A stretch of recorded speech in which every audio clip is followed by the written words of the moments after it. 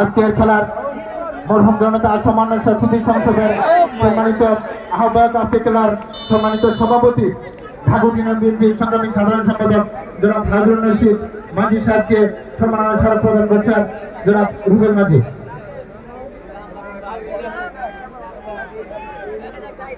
আজকের খেলার সম্মানিত সভাপতি আসাম স্মৃতি সংসদের আহ্বায়ক ঢাকুর ইউনিয়ন বিএনপির সংগ্রামী সাধারণ সম্পাদক জনাব হারুন রশিদ মাঝি।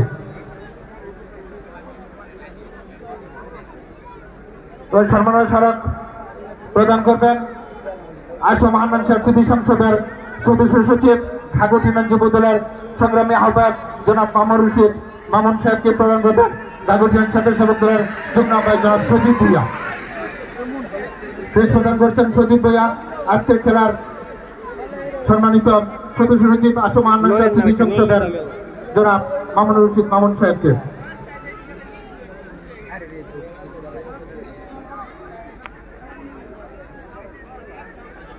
ধন্যবাদ সকলকে। আমি আবারও খেলার ধারাবিবরণীতে ফিরে যাচ্ছি।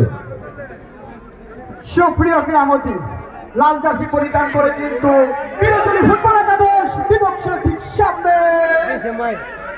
এখনো কিন্তু কোনো দল প্রথমার্ধের খেলায় গিয়ে এখনো কিন্তু কোনো দল গোল করতে সক্ষম হয়নি। আক্রমণ পাল্টা আক্রমণের মাঝে কিন্তু আজকের এই ফাইনাল আমাদেরকে কিন্তু মুক্ত করেছেন আজকে হাজার হাজার দর্শক অনেক দূর থেকে একবারে